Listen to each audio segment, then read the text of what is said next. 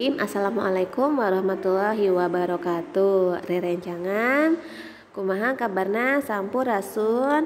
Dinten ayeuna urang bade ngerjakeun pancen bahasa Sunda perkawis sajak. Tah ieu teacher masihan 5 pertanyaan.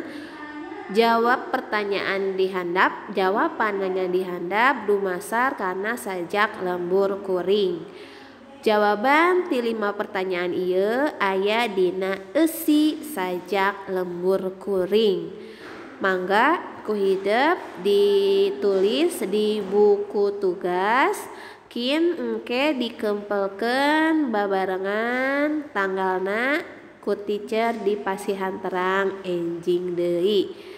Hatur nuhun kana perhatosanana. Wassalamualaikum warahmatullahi wabarakatuh.